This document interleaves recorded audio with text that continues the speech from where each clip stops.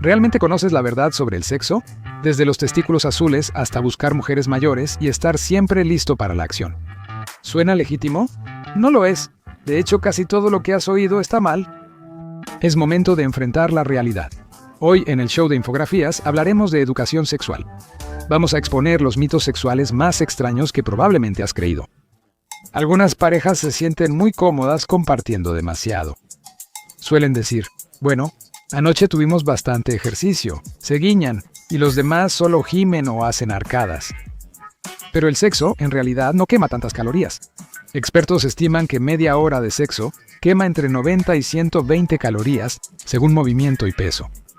En comparación, 30 minutos en una caminadora queman en promedio de 200 a 500 calorías. Seamos sinceros, no tienes sexo por 30 minutos. La duración promedio del acto sexual real es de 3 a 7 minutos, lo que significa un promedio de 5, lo que quiere decir que estarás quemando entre 14 y 25 calorías. ¡Felicidades, ganaste media uva! Puede que sientas que estás bajando de peso por lo sudado que terminas, pero el sexo en realidad no es un deporte, ni afecta a los deportes, ya que 22. Entrenadores suelen pedir a inatletas evitar sexo 24 horas antes de un partido o pelea. Resulta que no tienen idea de lo que están diciendo. En 2022, los investigadores realizaron un metaanálisis sobre estudios que relacionan el sexo y el rendimiento atlético.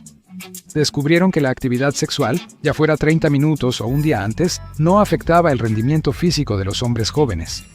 Entonces, ¿de dónde viene este mito? Al parecer, proviene de los antiguos griegos que creían que guardar el esperma hacía a los hombres más agresivos en la arena. Hoy en día, está presente de una manera un poco diferente.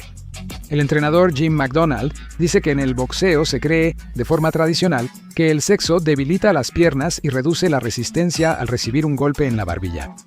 Como la ciencia no ha probado relación entre la fuerza de las piernas y la última vez que tuviste sexo, ese mito es solo habladuría. Algunas personas aún piensan que no es posible quedar embarazada durante el periodo. No solo está mal, así es como muchos presupuestos se arruinan.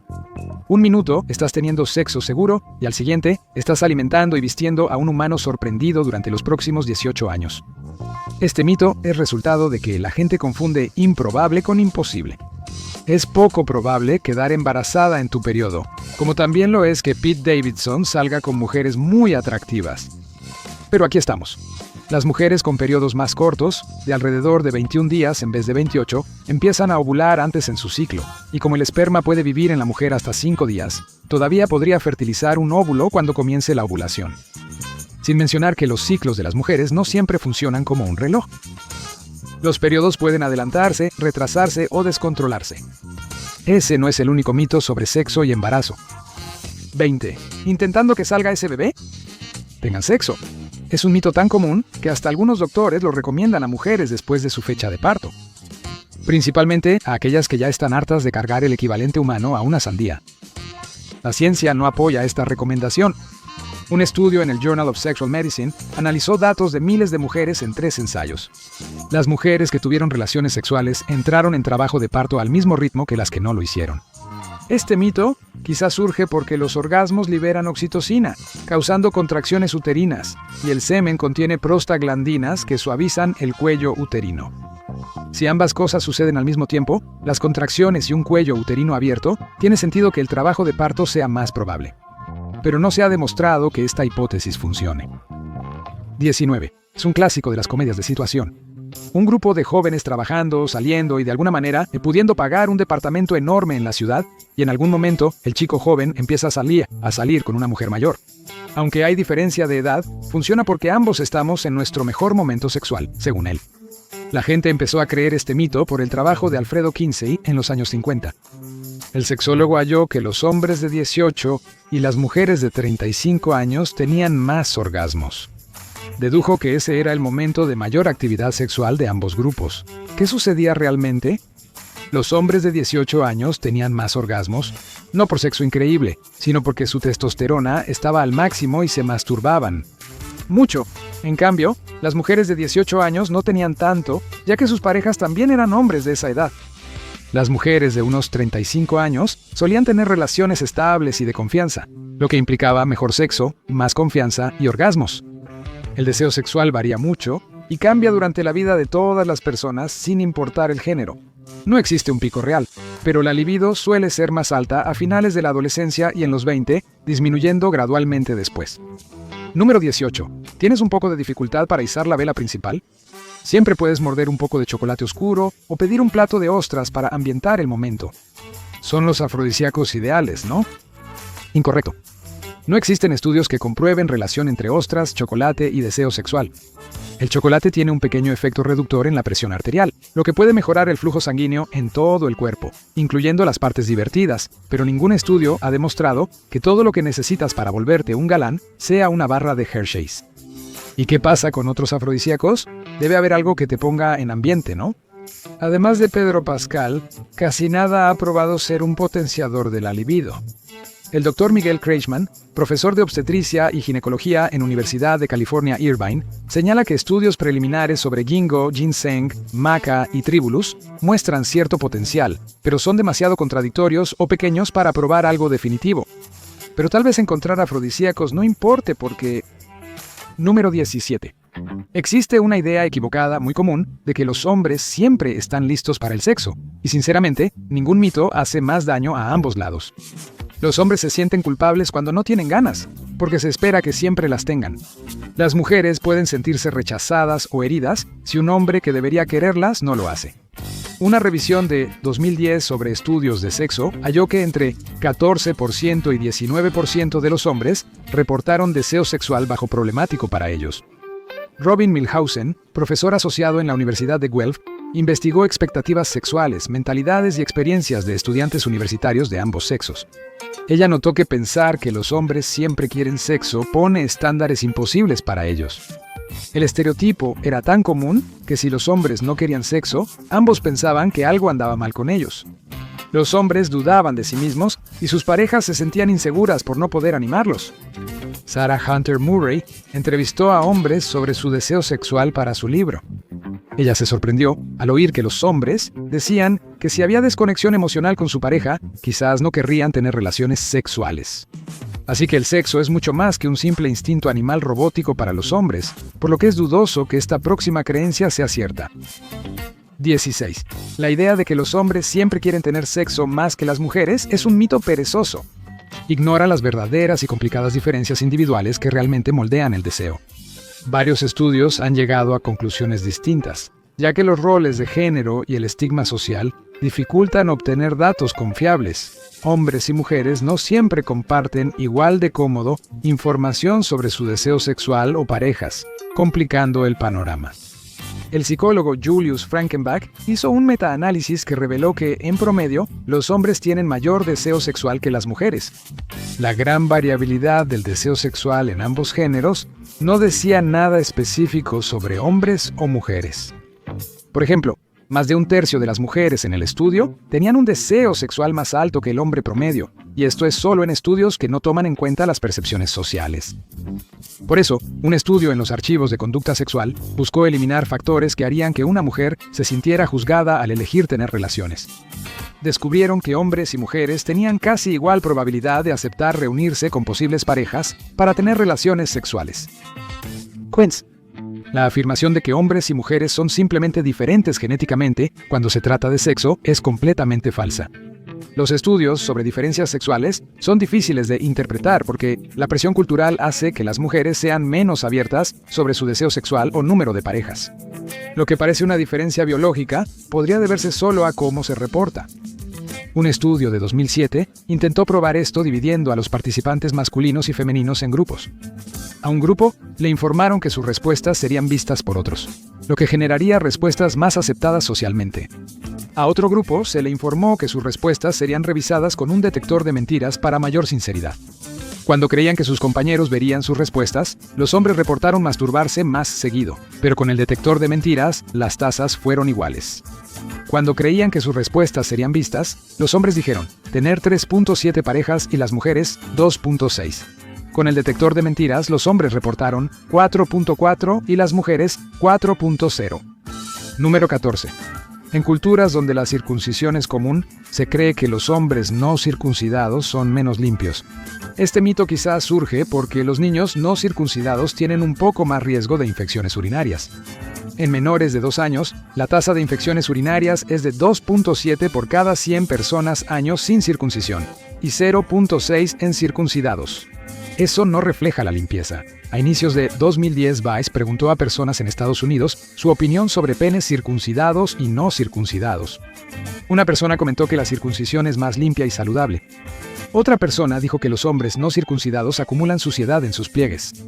Si un hombre no tiene buena higiene, pueden acumularse bacterias, aceite y células muertas bajo el prepucio, formando esmegma. No es por estar incircunciso, sino por falta de higiene. Número 13. ¿Es frustrante estar excitado y no tener sexo con alguien? Claro. ¿Es una experiencia muy dolorosa que requiere atención inmediata? No. Generalmente es incómodo temporalmente y desaparece después de unos minutos. Las bolas azules o hipertensión epididimaria es una molestia inofensiva que ocurre al estar excitado mucho tiempo sin alcanzar el clímax. También existe un equivalente femenino llamado vulva azul. Pero rara vez escuchas a las mujeres decir que necesitan sexo de inmediato porque la vulva azul las está matando. Eso es porque todo el asunto de los testículos azules se ha usado principalmente como una forma de manipulación, una manera de presionar a las mujeres para tener sexo que no desean. Número 12. Sobre mitos de hombres y sexo, ¿podemos ya dejar la idea de que piensan en sexo cada 7 segundos? Si eso fuera cierto, el hombre promedio tendría más de 8,000 pensamientos sexuales diarios. Eso sería un trabajo de tiempo completo, no libido. Honestamente, los hombres probablemente pasan más tiempo pensando en cómo salvarían heroicamente a todos en un 7-Eleven si entrara un maniático con cuchillo, o si un león podría vencer a un tiburón si los tiburones pudieran caminar en tierra, que pensando en sexo. En 2011, un estudio en el Journal of Sex Research desmintió este mito. Científicos hallaron que los hombres piensan en sexo unas 19 veces al día, menos de una vez por hora. Pensaban en comida 18 veces al día. Las mujeres pensaban en sexo 10 veces y en comida 15 veces al día. Cuando las mujeres dicen que la comida puede ser mejor que el sexo, a veces realmente lo dicen en serio. No es que las mujeres no tengan sus propios estereotipos dañinos cuando se trata de sexo. Número 11. La creencia de que excitar a las mujeres toma más tiempo proviene de una simple verdad.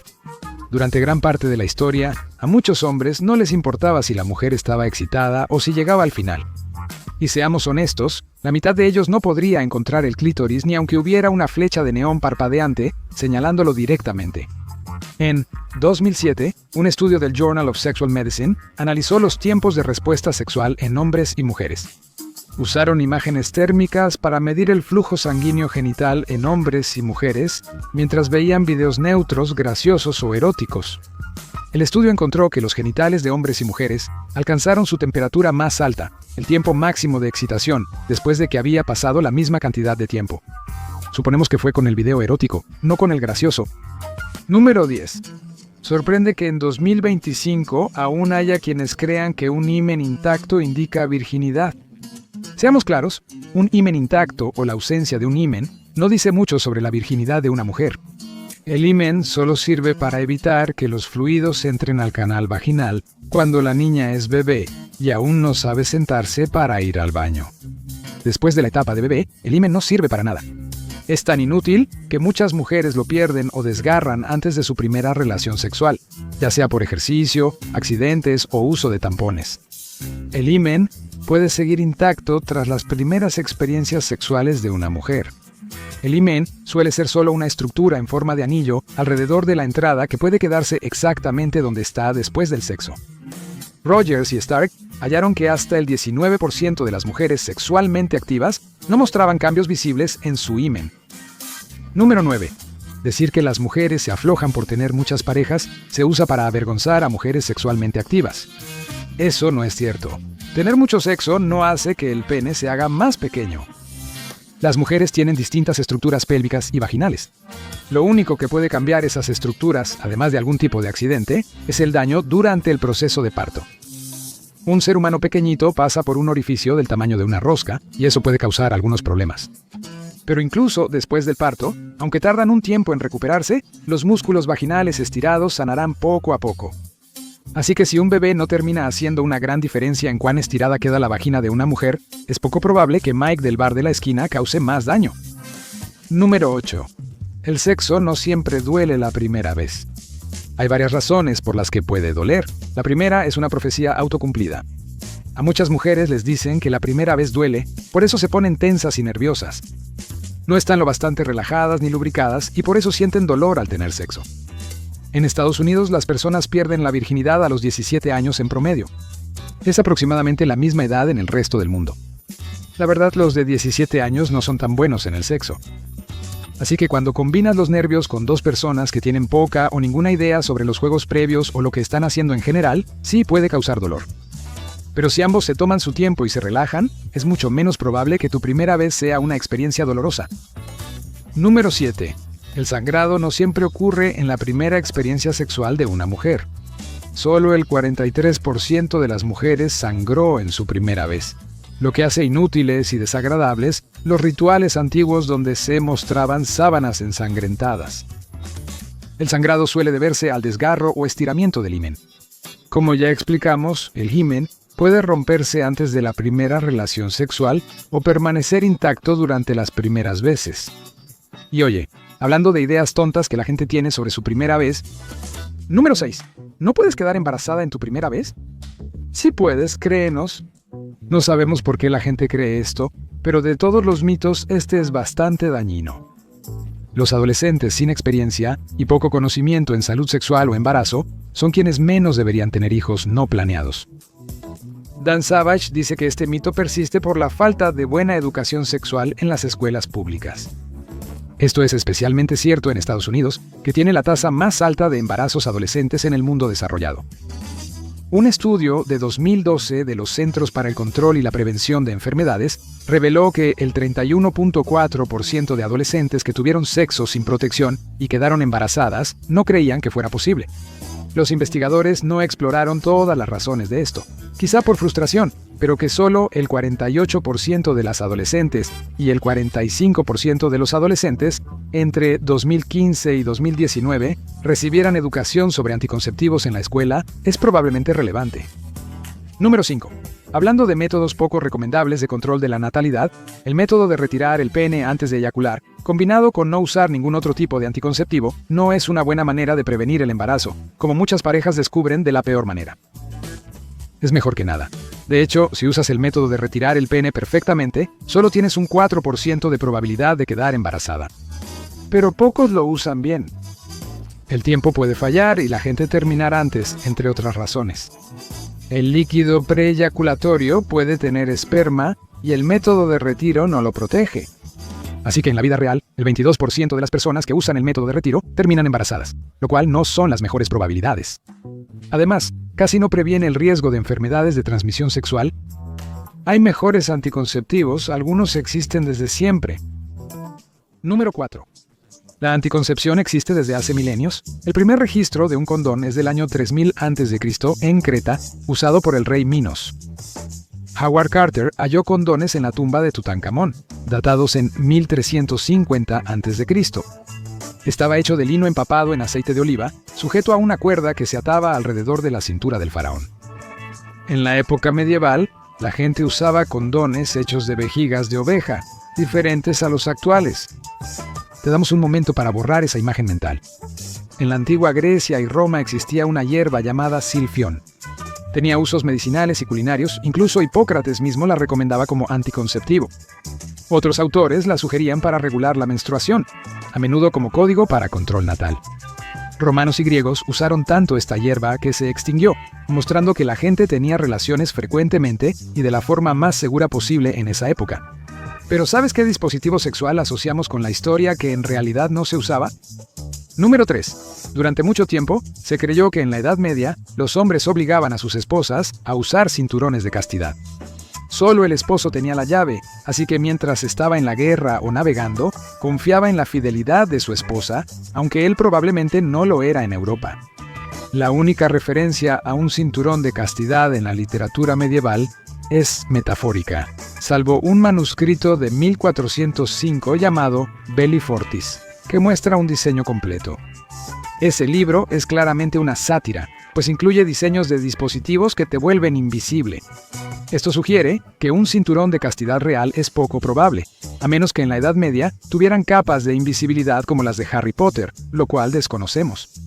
Los victorianos, obsesionados con la época medieval, crearon los cinturones de castidad como un diseño real, aunque en realidad no se usaban y reflejaban ideas inexactas sobre la vida sexual histórica. Número 2. Los puritanos no eran tan puros. De hecho, ellos se rebelaron contra las enseñanzas de la Iglesia Católica que decían que el sexo solo debía hacerse para la procreación. En cambio, ellos pensaban que el sexo debía ser una parte importante de la vida matrimonial en general. Leland Ryken, autor de un libro sobre los puritanos, relató que cuando una esposa de Nueva Inglaterra se quejó ante su pastor y la congregación de que su esposo descuidaba su vida sexual, la iglesia excomulgó al hombre. Imagina no estar de humor durante un par de meses porque estás estresado y luego tu esposa le cuenta a todos en la iglesia. Lo siguiente que sabes es que te expulsan de tu grupo de amigos. Las estimaciones históricas indican que entre 30% y 40% de las mujeres puritanas estaban embarazadas al casarse. Sin embargo, eso no los hace una gran excepción para su época. Ya que, número 1, a menudo se cree que durante siglos, las mujeres en el pasado eran vírgenes en el día de su boda. Y aunque la virginidad definitivamente era valorada entre la clase alta de Europa occidental, para la mayoría de las personas, las cosas eran muy diferentes. Aún se valoraba que las mujeres de clase media y trabajadora fueran vírgenes. Pero también se entendía que, una vez que una pareja estaba junta, probablemente ya estaban teniendo relaciones. La principal razón para exigir virginidad a mujeres de clase alta era el dinero. Si tenían relaciones sexuales fuera del matrimonio, eso podía poner en peligro las herencias, ya que un esposo podría terminar criando a un hijo que no era suyo. Pero las mujeres trabajadoras no tenían mucho que dejar a sus hijos. Esto se refleja en un estudio que analizó los registros de matrimonios y nacimientos durante el siglo XVIII en la Inglaterra rural. Del 49% de novias rastreadas en registros de nacimiento de la misma parroquia, un tercio dio a luz antes de 8 meses y medio tras su boda. Con registros adicionales, los investigadores concluyeron que en la Inglaterra rural, entre una sexta parte y un tercio de las novias ya estaban embarazadas al casarse. Como la mayoría de los encuentros sexuales no resultan en embarazo, es difícil imaginar cuántas veces esas parejas tuvieron relaciones antes del matrimonio. Si creíste que estos mitos eran raros, espera a oír las historias reales. Conoce las costumbres sexuales más extrañas del mundo y sorpréndete con lo inusuales que son las tradiciones humanas o haz clic en este video.